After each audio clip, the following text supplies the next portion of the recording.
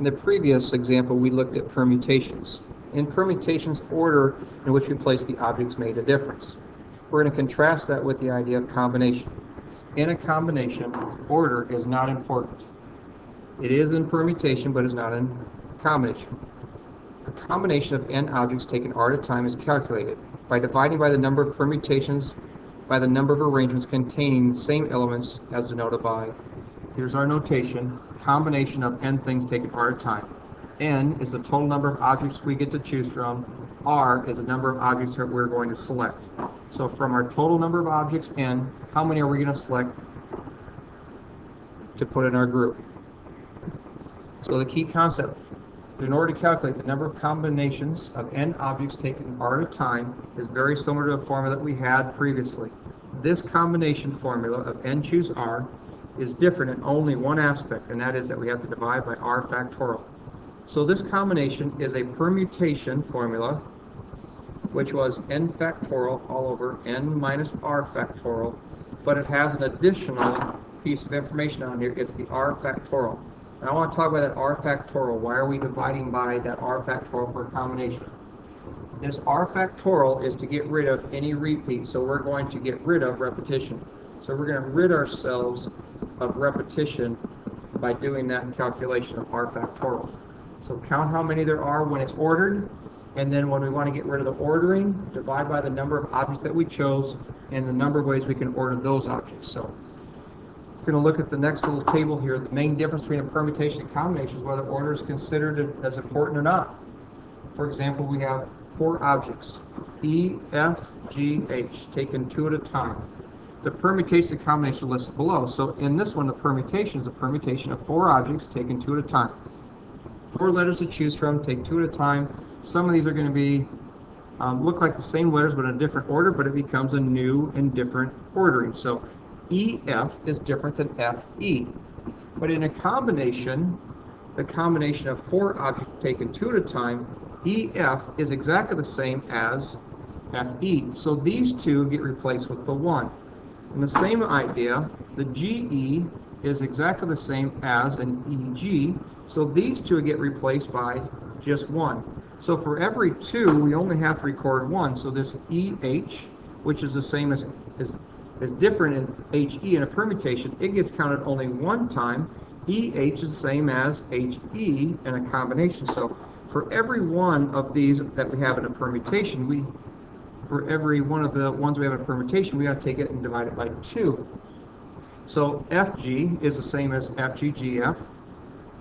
The HF and FH is the same in a combination, so we just write it down once. So what we're looking at it is that we have 12 different outcomes on this one. This is 4 factorial divided by 4 minus 2 factorial, or, use a little better pen, this is 4 times 3 times 2 factorial all over 2 factorial, which gives us 12 different arrangements. But in our combination says take your 4 factorial divided by 4 minus 2 factorial, so this is your permutation, but then get rid of all the multiple arrangements of the objects that you chose. Now we chose 2 objects. Combination, choose 2.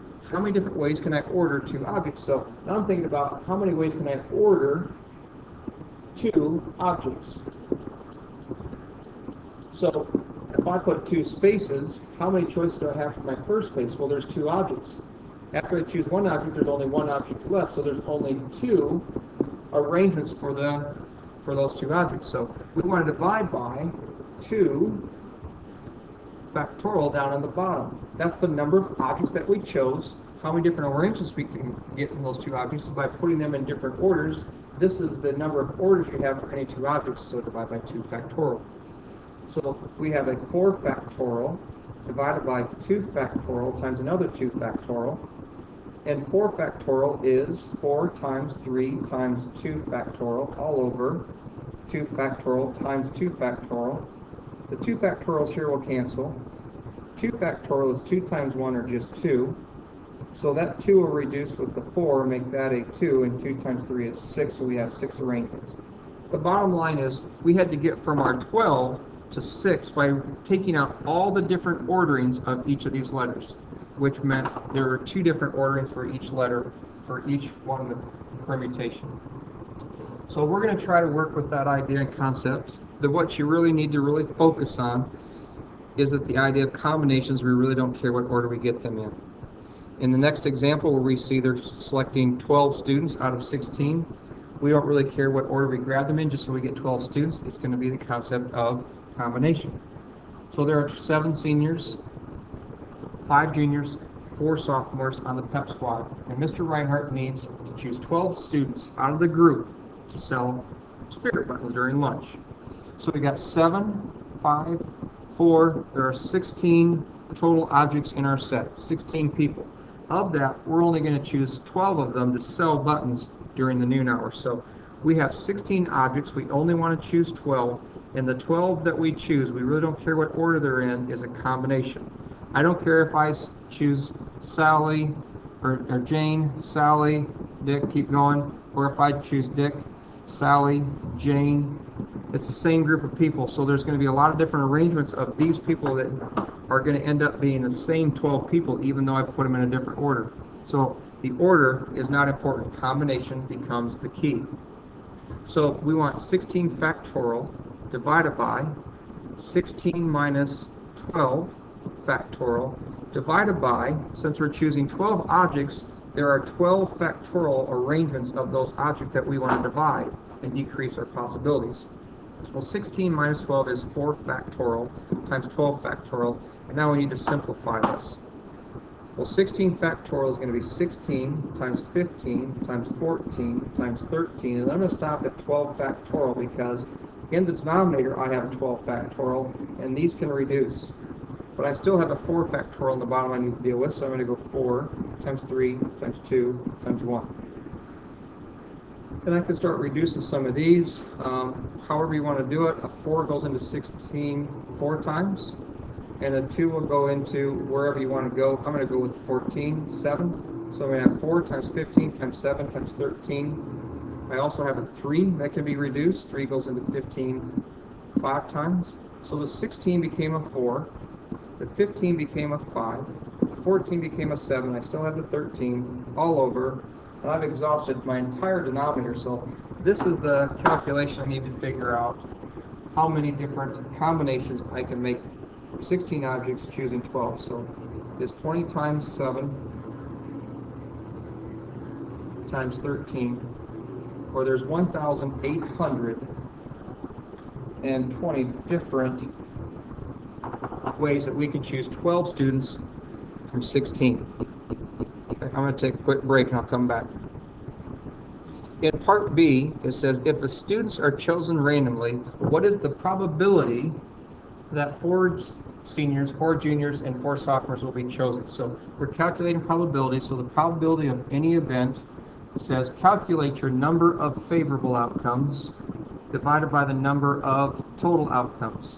So we've already done the total. We've already figured out what's the probability, or what's the number of ways that we can choose from 16, 12 people. So we've got our total, which is 1,820. What we want to do is be able to figure out how many ways can we select favorable outcomes.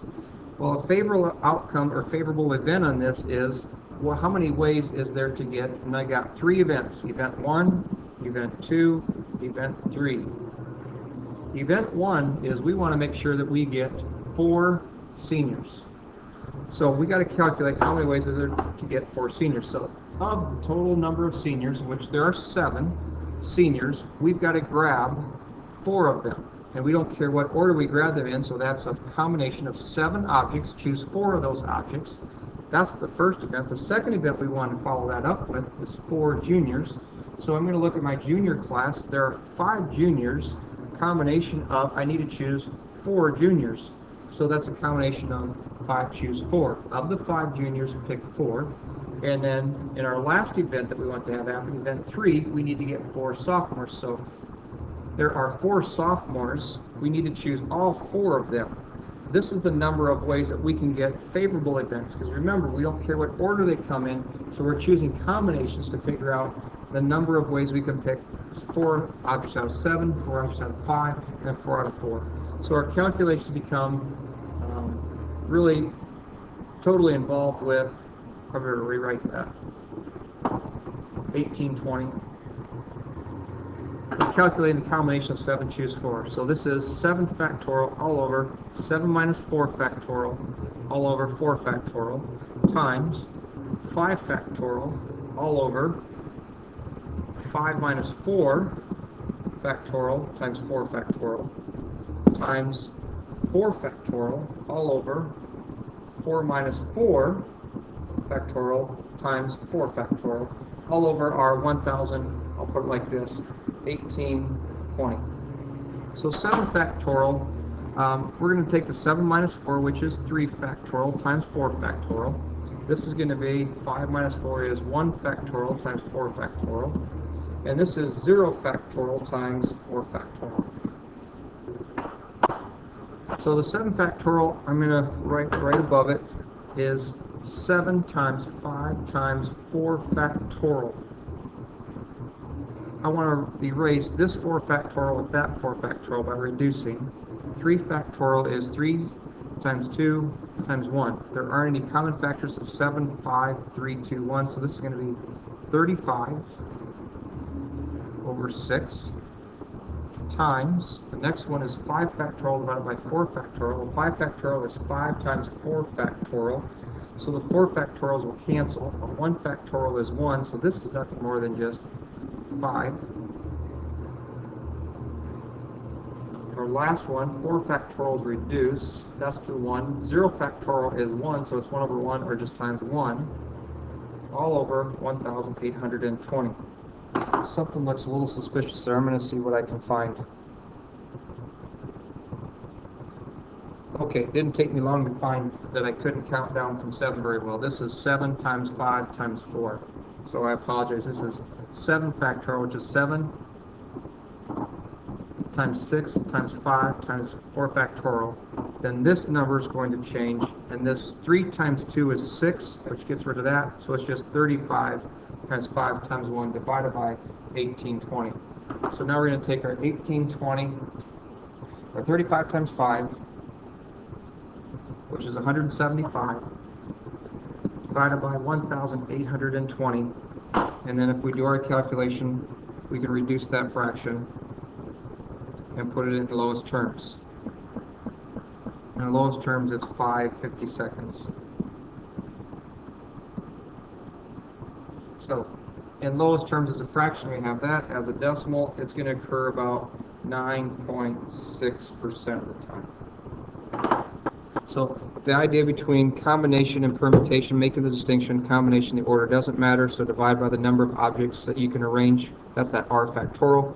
And then you have a workable formula for calculating combinations.